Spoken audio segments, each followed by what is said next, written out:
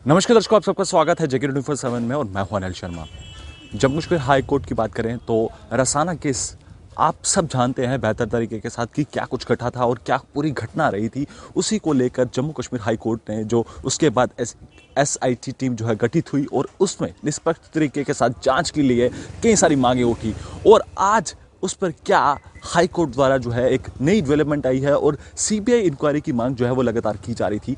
वहीं पर उस सब पर बातचीत करने के लिए हमारे साथ अंकुर शर्मा जी हैं, एडवोकेट हैं। इन्हीं से जानेंगे कि क्या नई डेवलपमेंट हुई है इस केस को लेकर। अंकुर जी, आपका बहुत बहुत स्वागत है जेके 24/7 में।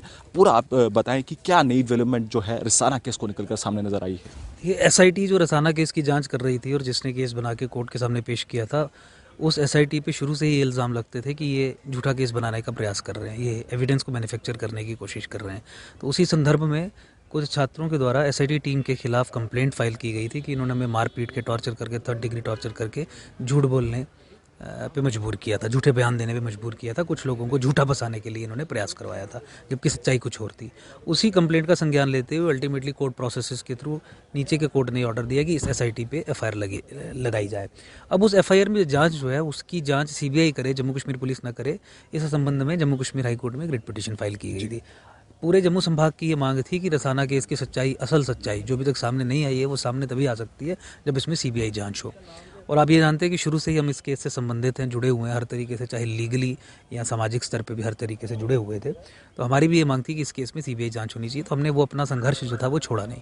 अल्टीमेटली आज कोर्ट में ये मामला जब लास्ट डेट ऑफ हियरिंग पे आया तो कोर्ट ने इस केस का संज्ञान लेते हुए नोटिस इशू किए, यानी जवाब मांगा UT सरकार से और CBI से कि आप बताइए कि इस केस में CBI जांच क्यों ना कोर्ट ऑर्डर करे।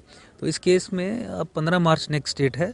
उससे पहले CBI को और UT सरकार को अपना जवाब दाखिल करना है और जिस जवाब को, जिस पक्ष को देख के, हमारे दलीलें सुन के कोर्ट ये तय करेगा कि रसाना केस की जो SIT थी उसके खिलाफ CBI जांच होनी चाहिए या नहीं होनी चाहिए।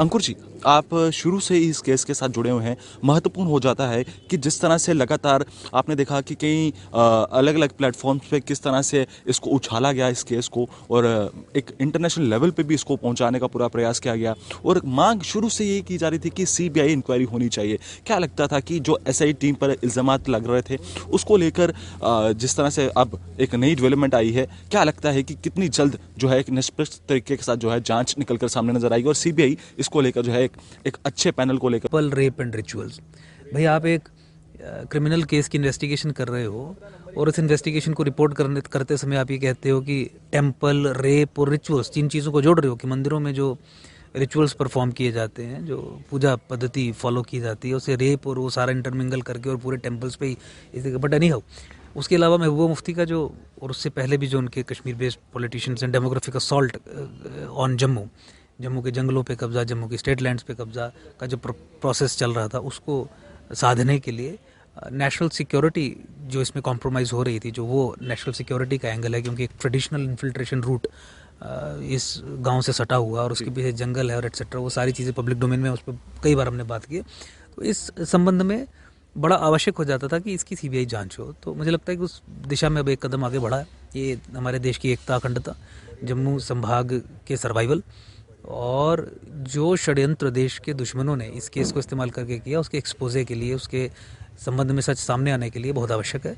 उसी दिशा में ये कदम उठा है और मुझे लगता है कि आने वाले समय में इस केस में CBI जांच जब होगी तो रसाना का असल सच जो है वो ज़रूर सामने आएगा और जितने भी मैंने डायमेंशंस आपसे डिस्कस की, इन सभी डायमेंशंस पे चीज़ें सामने आएंगी। अंकुर जी, एक आखिरी और महत्वपूर्ण सवाल, कितनी जल्द लगता है कि इस केस को लेकर खुलासा होगा और जम्मू को और उस रसाना केस को लेकर जो है एक निष्पक्ष तरीके के साथ जो है एक इंसाफ मिल पाएगा? देखिए, कोर्ट के मामले कोर्ट प्रोसेसेस के हिसाब से ही चलते हैं। अब नेक्स्ट डेट ऑफ हियरिंग 15 मार्च है, तो 15 मार्च तक तो कुछ होगा नहीं, और 15 मार्च पे भी कुछ होगा वो निर्भर करता है कि क्या CBI और जो UT सरकार है वो अपना जवाब तब तक दाखिल करती है या नहीं करती है, और फिर आगे फर्दर ये डिपेंडेंट होगा कि क्या उस दिन फाइनल बहस होती है कि नहीं होती है। लेकिन अब ये मान के चलिए कि इस केस में अंतिम फैसला कोई ना कोई अगले वर्ष आएगा।